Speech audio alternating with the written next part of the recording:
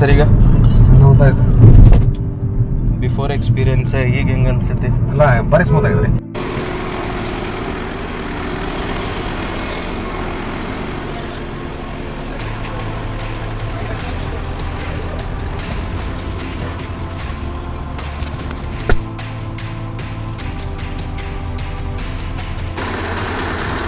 ಈಗ sound smooth ಆಗಿಬಿಡುತ್ತಲ್ರಿ? ನೋಡ್ರಿ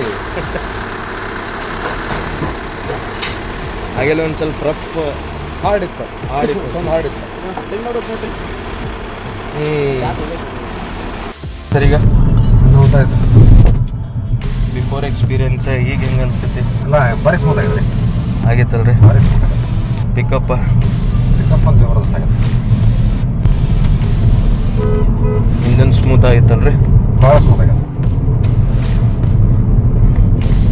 ಮೊದಲು ಒಂದು ಸ್ವಲ್ಪ ಸೌಂಡ್ ಹಾರ್ಶ್ ಇತ್ತಲ್ಲ? ಹೌದು, ಹಾರ್ಡ್ ಇತ್ತು, ಹಾರ್ಡ್ ಇತ್ತು, ಭಾಳ ಹಾರ್ಡ್ ಇತ್ತು.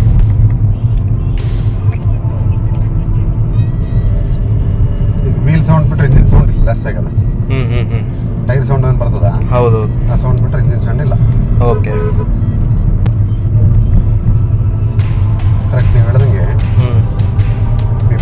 ಮೋಷನ್ ಲೋ ಆದ್ರೂ ಹಾಂ ಗೇರ್ ಚೇಂಜಿಂಗ್ ಬರಲ್ಲ. ಹಾಂ ಅದೇ ಮೋಷನ್ದಾಗ ಹೊಂಟಿ ಬರೋಬರಿ. ಹಾಂ ಎವರೇಜ್ ಚೆನ್ನಾಗಿ ಬರುತ್ತೆ. ಎವ್ರೇಜ್ ಚೆನ್ನಾಗಿ ಬರುತ್ತೆ ರೀ. ಹಗ್ಲಿ ಗೇರ್ ಚೇಂಜ್ ಮಾಡೋದು ಅದೇನು ಅವಶ್ಯಕತೆ ಇರೋಂಗಿಲ್ಲ ರೀ.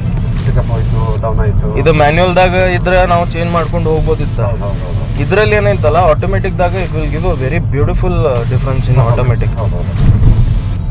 Reading best performance. Yeah you will get a very smooth experience while driving. ಅದು ಅನ್ಸಂಗಿಲ್ಲ 1 ಲಕ್ಷ ಓಡಿತ ಇಂಜನ್ ಇದೆ. ಗೊತ್ತೇ ಆಗಲ್ಲ.